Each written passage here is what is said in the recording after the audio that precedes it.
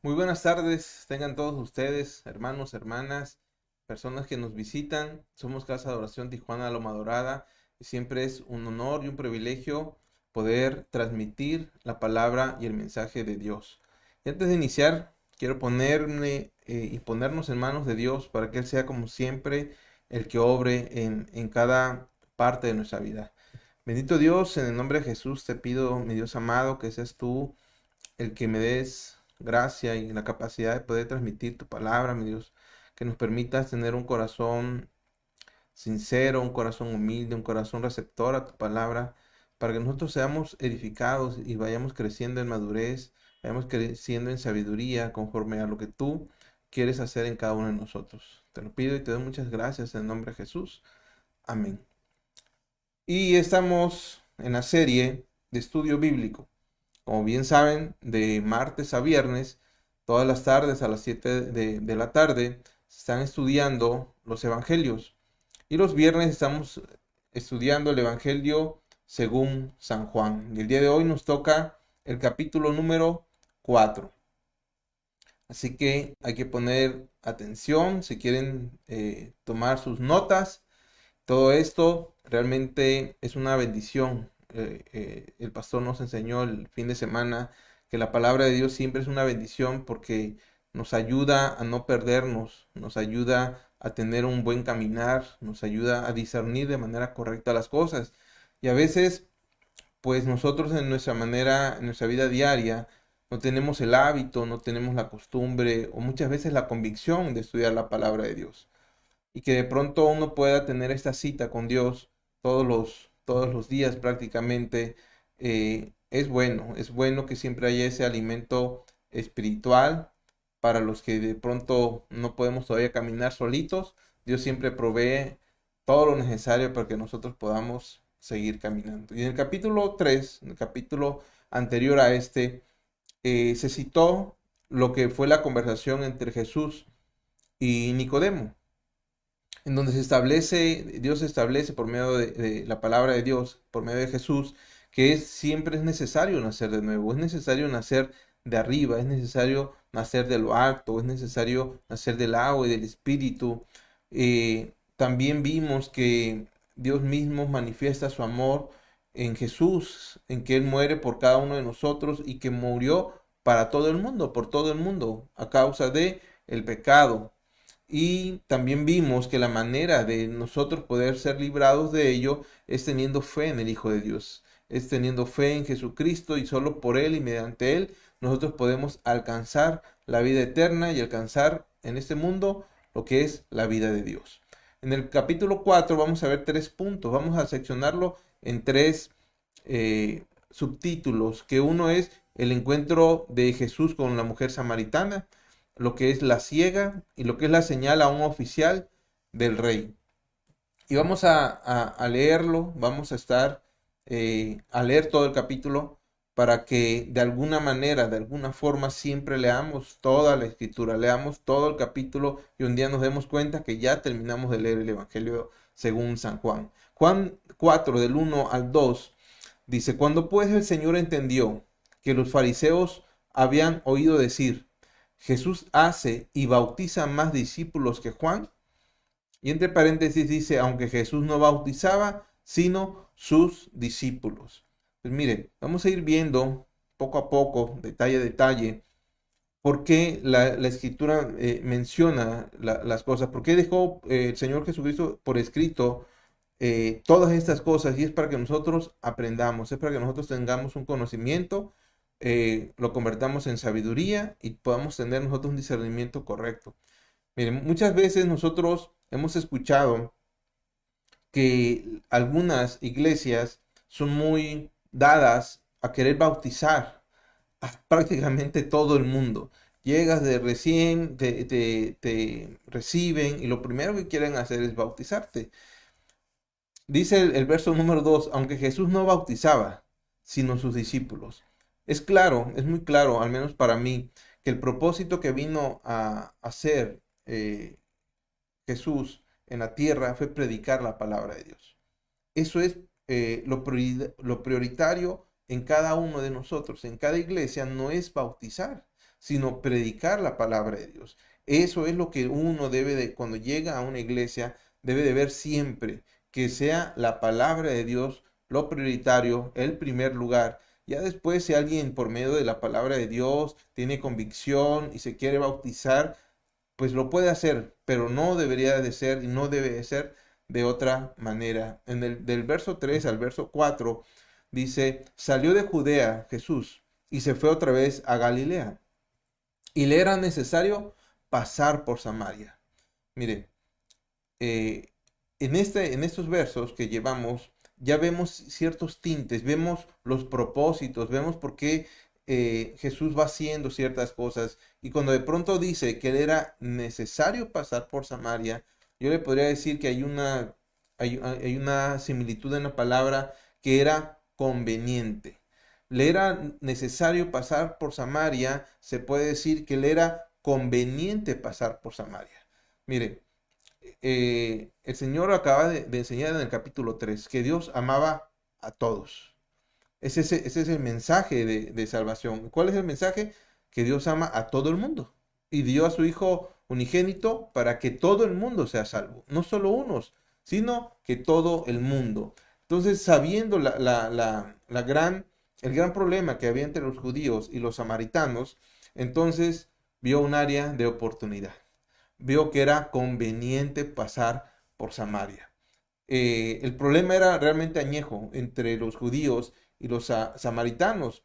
Desde la deportación, desde que el norte del sur de pronto se pelea, por decir algo, se separa, llega el momento en donde judíos se mezclan con extranjeros y ellos, los judíos, los consideraban como impuros. Entonces se separan y cada quien empieza a adorar porque ambos eran judíos, solo que unos eran llamados samaritanos y otros, según supuestamente eran judíos genuinos, eran judíos originales. Y de ahí era esa enemistad. Era tal la enemistad que prácticamente no se podían ver.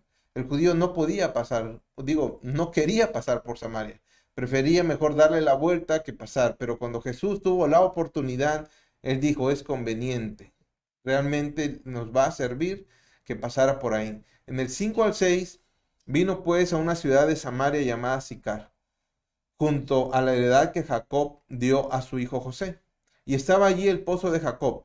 Entonces Jesús, cansado del camino, se sentó así junto al pozo. Era como la hora sexta. ¿Qué podemos observar? Lo que venía diciendo el apóstol Juan, presenta a Jesús como el Hijo de Dios, un 100% hombre, 100% Dios. En este vemos que al tener la humanidad de hombre, que dice, tuvo sed y que dice también, estaba cansado de caminar. Es importante mencionarlo porque el ver la naturaleza divina de Jesús, pero al ver también su naturaleza humana, nos debería de llevar a la reflexión que aún en la naturaleza humana es posible hacer cosas. Aún en esa naturaleza humana es posible siempre glorificar a Dios, es siempre posible honrar a Dios, es posible obedecer a Dios. Es lo que Jesús vino a enseñarnos, que en la humanidad también es posible ser obedientes. Entonces, esa singularidad de Jesús, que era humano en esta tierra, nos enseña que tuvo sed, que de pronto estaba cansado de caminar y tuvo la gran oportunidad de darnos esta gran enseñanza que está en el versículo del 7 al 11. Así lo separé. Vino una mujer de Samaria a sacar agua y Jesús le dijo, dame de beber. Pues sus discípulos habían ido a la ciudad a comprar de comer. La mujer samaritana le dijo, ¿cómo tú, siendo judío, me pides a mí de beber, que soy mujer samaritana? Y le dice todavía esta mujer, porque judíos y samaritanos no se tratan entre sí. Respondió Jesús y le dijo, si conocieras el don de Dios y quién es el que te dice, dame de beber, tú le pedirías y él te daría agua viva. La mujer le dijo, Señor, no tienes con qué sacarla y el pozo es hondo. ¿De dónde pues tienes el agua viva? Este es otro de los varios diálogos que tiene el Evangelio de Juan, cómo Jesús se da el tiempo de dialogar, se da el tiempo de enseñar, se da el tiempo de establecer principios, de establecer lineamientos prácticos para nuestra vida en el contexto, en el contexto que ellos estaban viviendo sociocultural. Para empezar, Nicodemo le había dicho a Jesús, rabí, que era maestro, que era alguien importante, y ellos principalmente ni siquiera se acercaban a las mujeres, mucho menos samaritanas. Por eso es la exclamación o el asombro de la mujer. Le dice, soy mujer y samaritana, ¿y por qué me estás hablando? Pero Jesús vino a derribar conceptos, vino a derribar estereotipos, vino a derribar prejuicios, y lo hace con enseñanza, lo hace con el ejemplo que dice, esta mujer, sin embargo, todavía vivía con la tradición, todavía vivía con todo lo que se le había enseñado. Lo primero que ve es, no podemos dialogar, tú eres hombre, aparte eres judío, ni siquiera se da cuenta de quién es quien le está pidiendo, no se da cuenta que hay una oportunidad para no seguir haciendo las cosas de la manera como lo viene haciendo. Ella simplemente sigue la corriente que todo el tiempo les había enseñado. Que también ve la mujer, ve lo práctico, ve lo que sus ojos naturales están viendo, ve a un Jesús cansado, dice, no tienes con qué darme agua, yo creo que eres un mentirosín, porque pues ¿de dónde me vas? Eso es lo que de pronto el hombre natural, cuando la palabra de Dios viene a su vida y nos dice la gran bendición o las grandes bendiciones que hay, uno duda. ¿Y cómo lo va a hacer? Oye, pero ¿y cómo va a ser esto? ¿Y cómo va a ser lo otro? Es lo primero que uno empieza a cuestionar. La respuesta que le da Jesús es algo que a nosotros, en lo personal, pienso yo que todos hemos vivido. Si conocieras, y ese es el punto, el mundo no conoce, a veces los cristianos también desconocemos, pero cuando hemos llegado a conocer el don de Dios, a Jesucristo, aquel que se sacrificó por nosotros, aquel regalo de Dios inmerecido, entonces nosotros ya podemos ver de una manera diferente. Saber que Jesús es el Todopoderoso, saber que Jesús es Dios, pero esa mujer en ese momento no sabía. Por eso Jesús le dice, si tú supieras. Del 12 al 14 sigue el diálogo, muy interesante la verdad, una plática, yo la puedo percibir amena entre un judío y una samaritana, pero uno que era Dios, uno que era sobre todos los hombres, uno que era sobre todas las cosas, y la mujer tratando, como todos los fariseos, como todos los, tratando de tentarlo, tratando de subestimarle, tratando de que él se equivocara. Y mire lo que dice, ¿acaso eres tú mayor que nuestro padre Jacob, que nos dio este pozo del cual bebieron él, sus hijos y sus ganados?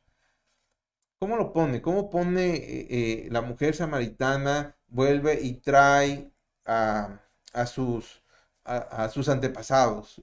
Aquel que ha sido cambiado al nombre de Israel, al cual se le había dado la promesa, como diciendo, eres tú Jesús el judío, mayor que nuestro padre Jacob. Fíjese le dice nuestro padre Jacob, y el que tenía delante de él era el dador de la vida. Y él empieza a enseñar y nos enseña a nosotros. Respondió Jesús y le dijo, cualquiera, cualquiera que bebiere de esta agua volverá a tener sed. Mas el que bebiere del agua que yo le daré no tendrá sed jamás, sino que el agua que yo le daré será en él una fuente de agua que salte a vida eterna. Mire, Jesús nunca se va a poner a dialogar acerca de quién es más, quién es menos, porque Él sabe quién es. Lo que Él viene es a enseñarnos, lo que Él viene es a mostrarnos, lo que Él viene es a revelarnos nuestra condición para que nosotros podamos conocerle. Le respondió, cualquiera que bebiere de esa agua, yo lo voy a parafrasear un poco, cualquiera que tome del agua del pozo de tu padre Jacob, volverá a tener sed. ¿O no ha sido así? Por más de que tú digas que el pozo es de tu padre Jacob, todos los días vienes y todos los días vuelves a tener agua. Pues yo creo que tu padre Jacob, pues al final no es tan grande. Pero, pero si yo te doy de beber, no vas a volver a tener sed jamás. La mujer, la respuesta de Jesús es contundente. La respuesta que Jesús nos da a lo que nosotros podamos alegar delante de Él siempre va a ser mayor porque Él es toda la sabiduría. Nosotros ponemos argumentos, nosotros ponemos, pero Jesús con la verdad absoluta derriba todo argumento.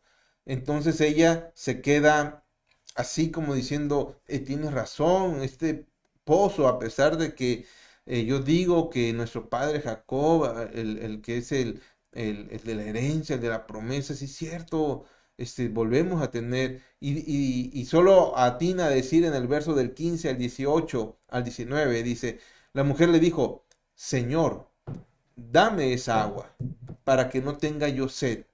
Hasta acá no estaba mal la respuesta. Hasta acá podríamos haber pensado que la mujer había recibido, que la mujer había conocido, que la mujer había tenido la revelación. Hasta aquí pudiera parecer que sí. La mujer le dijo, Señor, dame esa agua para que no tenga yo sed. Pero después dice, ni venga aquí a sacarla.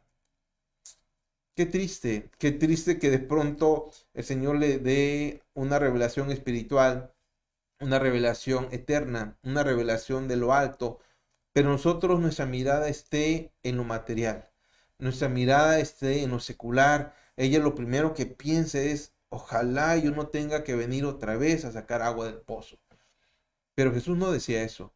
Y para que esta mujer lo entendiera y para que nosotros lo entendiéramos a qué se refería, de pronto él da un giro al diálogo. De pronto Jesús, sabiendo que para evangelizar y para la palabra de Dios a veces hay poco tiempo, de pronto él entra a lo que venía a ser.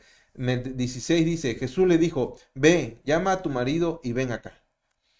Se imagina, y de pronto dice, oye, estamos hablando del agua, del pozo, pero Jesús dice, yo no estoy para esto, yo te voy a decir a lo que vengo. Jesús le dijo, ven, llama a tu marido y ven acá. Respondió la mujer y dijo, no tengo marido. Y Jesús le dijo, bien has dicho, no tengo marido, porque 5 maridos has tenido, y el que ahora tienes no es tu marido. Esto has dicho con verdad. Le dijo la mujer, Señor, fíjese, me parece que tú eres profeta por poco y le dice, me parece que tú eres adivino. La mujer todavía con los ojos velados no podía percibir lo que el Señor quería hacer en su vida.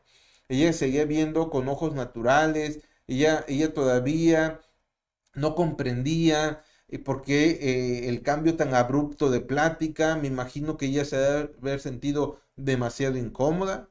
Es decir, me pides agua, estamos dialogando, ¿y de dónde sacas el tema de mis maridos? ¿Por qué? Porque pues Jesús quería justamente eso. Jesús, ¿qué es lo que ve en nosotros y qué es lo que quiere principalmente? El corazón.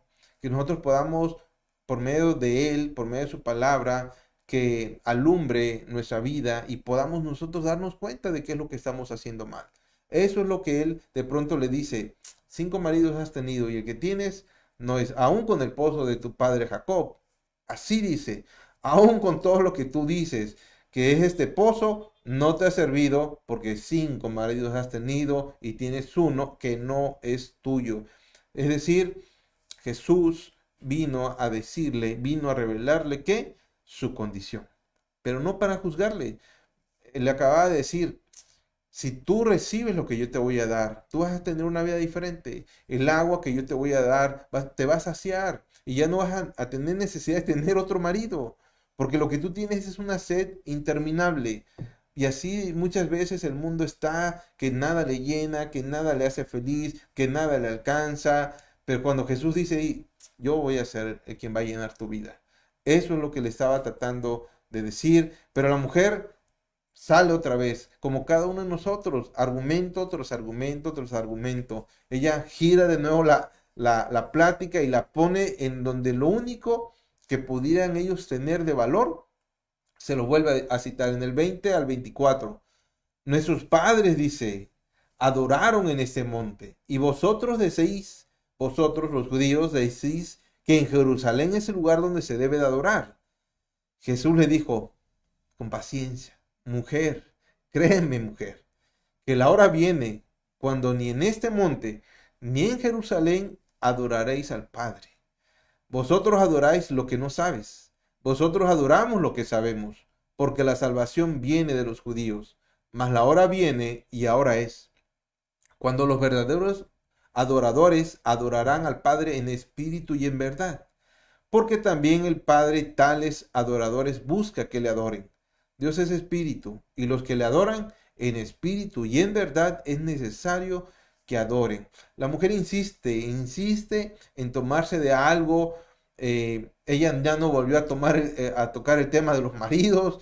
Evidentemente no lo quería hacer. Evidentemente se sabía culpable. Sabía que según la ley ella no podía estar haciendo eso. Sin embargo, él dice, "Ey, ¿ves el monte?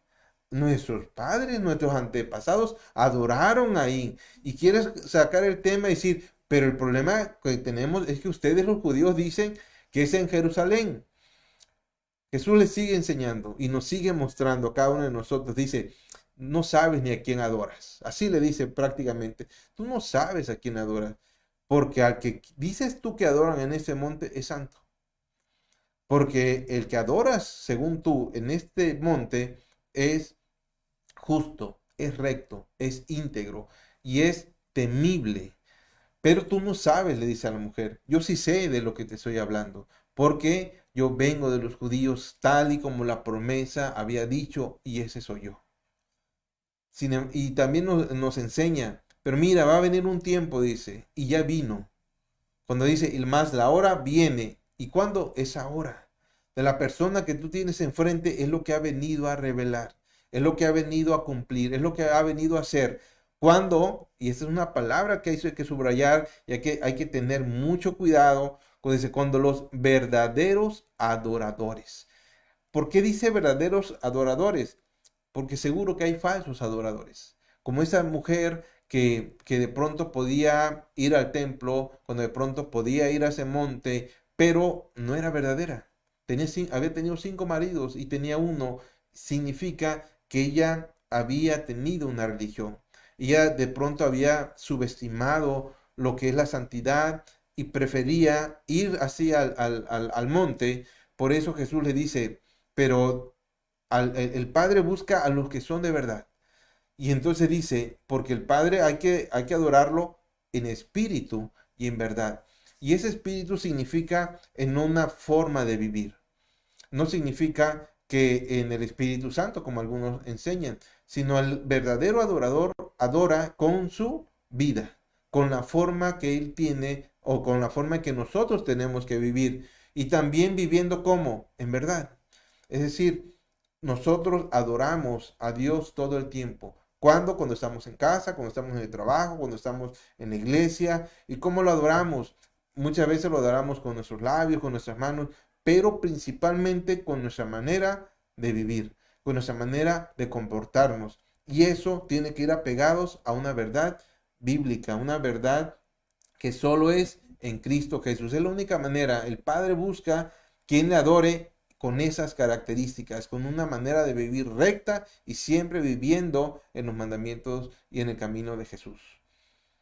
La mujer, de pronto me imagino que después de eso ya se quedó desarmada, porque en el verso 25 al 27 dice, le dijo la mujer, ya después de todo eso, porque entendió lo que Jesús le estaba diciendo, entendió que dice, sí, cierto, yo conozco a muchos samaritanos y son iguales que yo. O sea, por más que conocemos este monte, la verdad es que estamos alejados de Dios.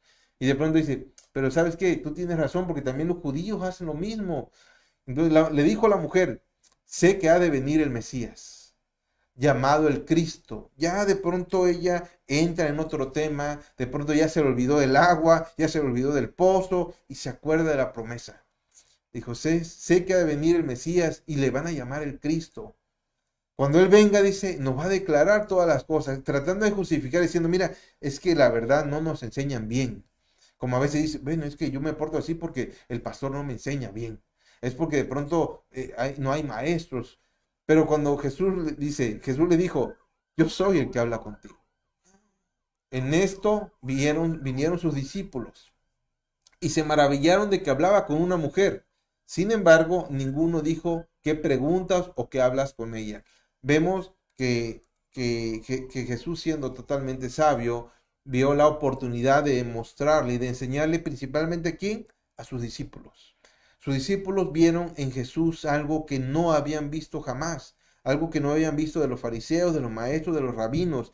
Por eso, cuando se dice la palabra, se maravillaron. ¿Qué tan raro debería ser que un hombre judío hablara con una mujer samaritana que ellos se maravillaron? Es decir, se pusieron como si hubieran visto un milagro. Dijeron, wow, increíble. Nuestro maestro está hablando con una mujer samaritana. Eso es algo que hasta el día de hoy sirvió para poder derribar ese muro que había entre esos dos pueblos.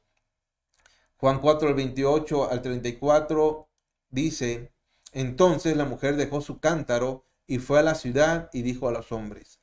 Ella al final de la plática, al final del diálogo, entendió, se dio cuenta por lo que Cristo le había revelado, por lo que Cristo le había dicho, verdades absolutas, principios fundamentales. Dijo, ¿sabes qué? Nadie me había enseñado en tan poco tiempo lo que tú me has enseñado.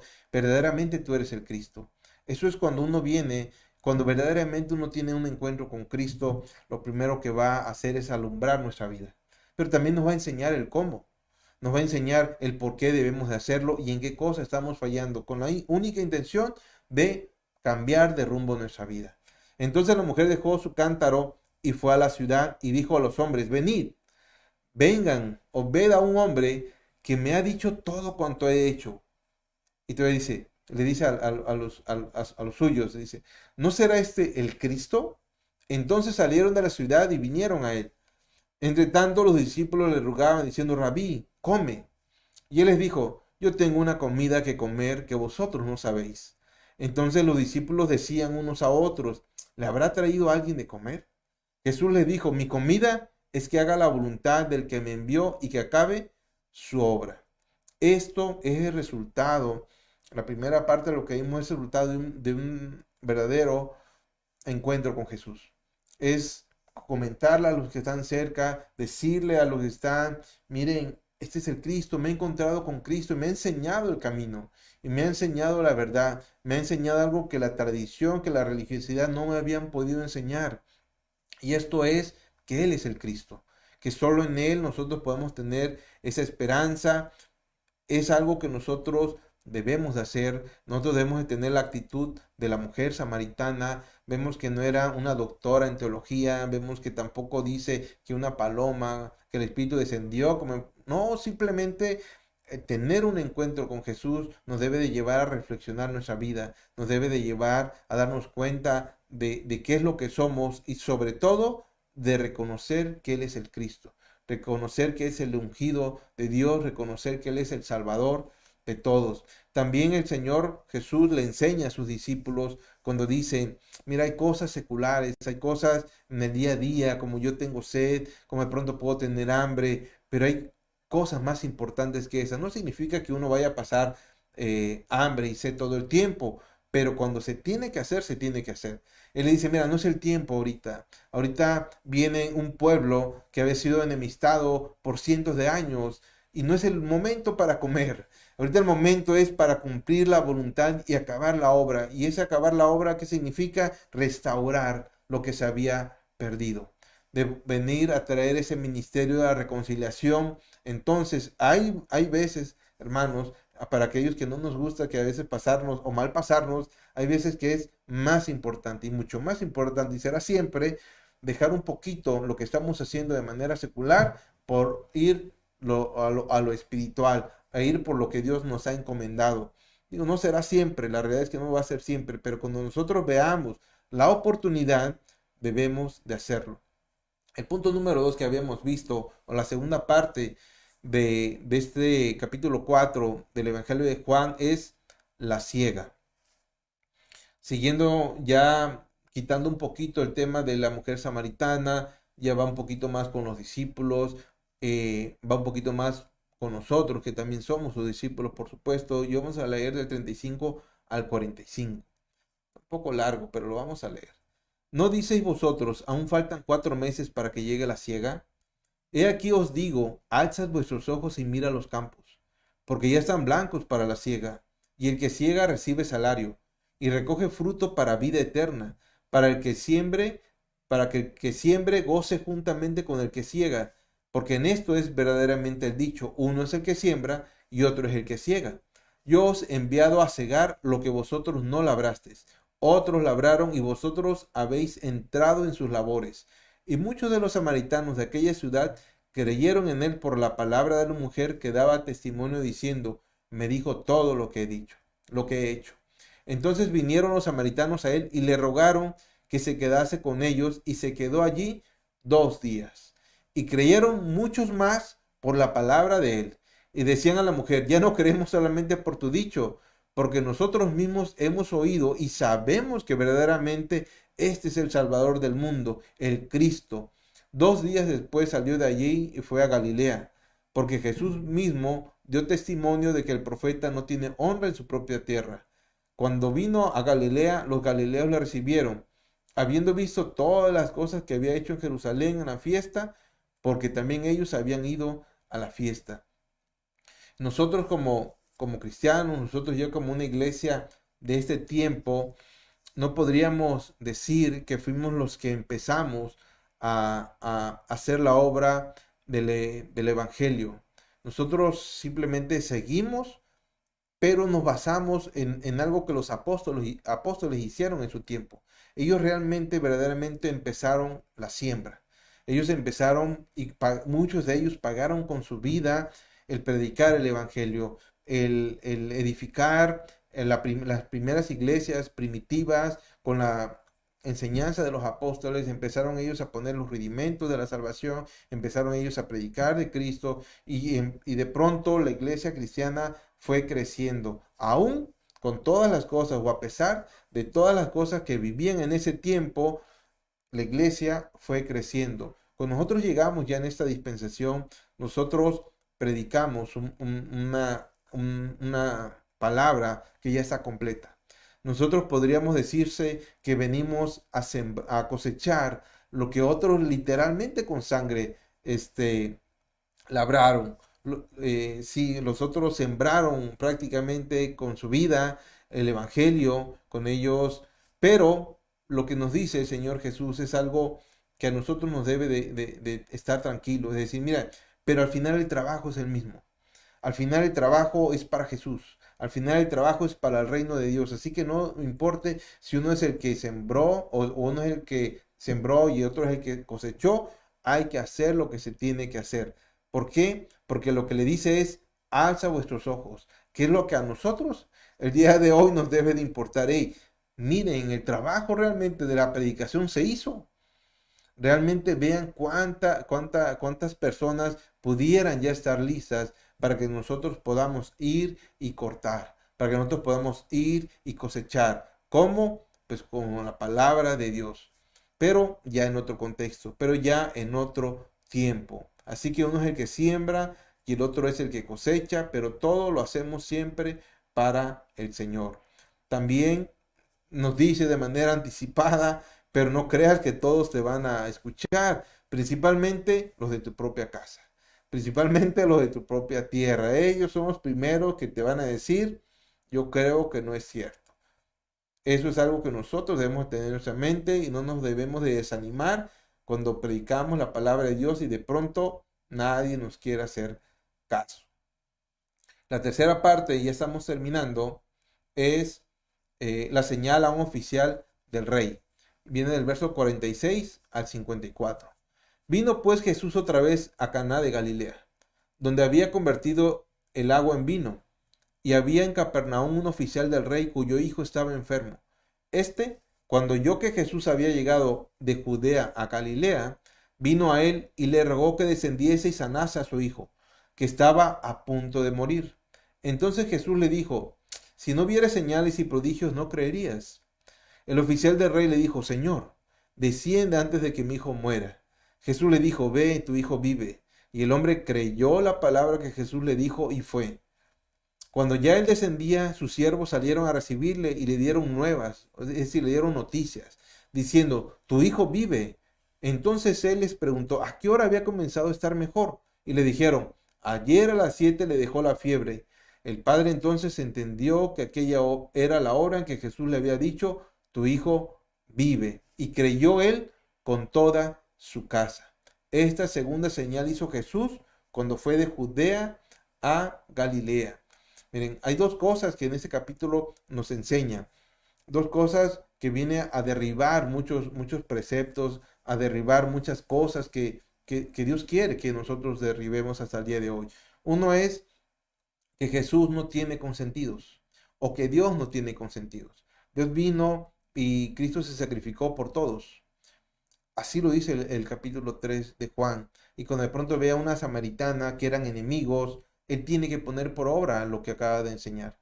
Así nosotros también cuando de pronto decimos que Cristo y nosotros somos cristianos, murió por todos, nosotros no podemos de pronto decir a este sí o a este no. Y la segunda característica que él hace es que de pronto, si hay alguien que perseguía a la iglesia, si hay alguien que de pronto no quería a los cristianos, precisamente era el imperio, precisamente eran los que gobernaban. Y curiosamente vino un oficial del rey. Imagínense que de pronto Cristo le dice, no, no, espérate, tú no vengas y tú eres mi enemigo. Todo lo contrario. Eso es algo que nosotros debemos de entender cuando Jesús dice que vino y Dios ama a todo el mundo, es porque ama a todo el mundo. Digo, quiere que el pecador se arrepienta, pero no quiere que haya divisiones, no quiere que haya cosas que sean sociales, culturales, o de país, o de color, o todas las cosas que de pronto el hombre pone como prejuicio. Cristo vino a derribar todo prejuicio. Atendió a una mujer samaritana y también atendió a quien, a un oficial del rey. ¿Qué debemos de aprender nosotros del oficial del rey? Que cuando tengamos a un familiar enfermo, reconocer que Jesús es el único que puede sanarle, principalmente en el área espiritual. Principalmente si alguien está a punto o si alguien está muerto espiritual, significa que alguien está alejado de Dios, que alguien que no vive en comunión con Dios, debemos de esperar ese milagro, porque es un milagro que un muerto espiritualmente venga a la vida y solo por medio de Jesús se puede hacer. Así que si ese hombre, no siendo seguidor de Cristo, tuvo fe, creyó en el Señor, nosotros debemos también de creer de que Él es todopoderoso y que una palabra de Él, la palabra que está escrita en su Evangelio, puede hacer la obra transformadora en la vida de alguien que está a punto de morir. Pues hermanos, hermanas y personas que nos escucharon esa tarde, pues ese fue el capítulo 4 del Evangelio según San Juan. Vemos mucha enseñanza, mucha sabiduría, vemos algo que es, Jesús es congruente todo el tiempo y el cristiano tiene que ser congruente. Si decimos que debemos de amar a nuestros enemigos, debemos de amar a nuestros enemigos. Eso es lo que nos enseña y es lo que nos caracteriza como cristianos. Principalmente debemos de amar pues a los propios cristianos, pero también por amor predicar el evangelio a aquellos que viven en la oscuridad. Por mi parte, esto ha sido todo. Si Dios lo permite, nos veremos el próximo viernes en punto de las 7 de la tarde. Y les recuerdo, de martes a viernes se están estudiando los 4 evangelios. Dese este tiempo con Dios para seguir aprendiendo de su palabra. Por mi parte es todo. Que Dios le bendiga, que pase buenas noches. Hasta luego.